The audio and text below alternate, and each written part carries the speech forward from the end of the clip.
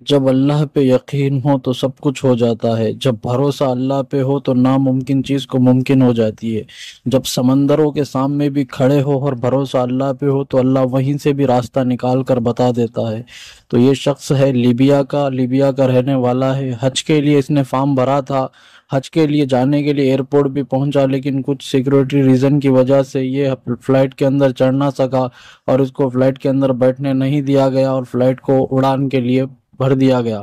اور اس کے بعد جب یہ فلائٹ نکل گئی تو کچھ ایشو کے ٹیکنیکل خرابی کے واسطے فلائٹ کو واپس لینڈ کرنا پڑا۔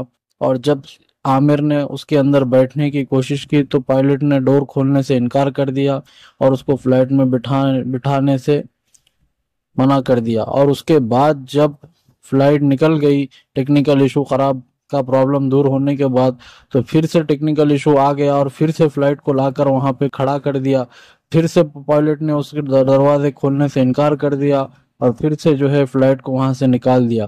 اور تیسری مرتبہ بھی جب یہ فلائٹ نکلی تو پھر ٹیکنیکل ایشو آ گیا اور فلائٹ کو واپس لا لیا۔ اور پائلٹ اب سمجھ گیا تھا کہ جو ہے جب تک عامر کو فلائٹ کے اندر نہیں بٹھایا جائے گا یہ فلائٹ جانے والی نہیں ہے۔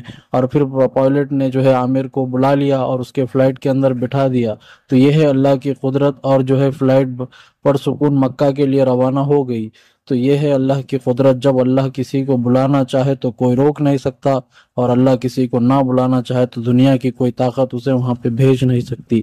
اللہ جو چاہے وہی ہوتا ہے، اللہ کی قدرت و قبضے میں ساری چیزیں ہیں۔ یہ فلائٹ بنانا یہ سب انسان بناتے ہیں، لیکن اس کو چلانا اڑانا سب اللہ کی قدرت کی بات ہے۔ ہم انسان فلائٹ کو بنا تو لیتے ہیں، لیکن اس کو بنانے کے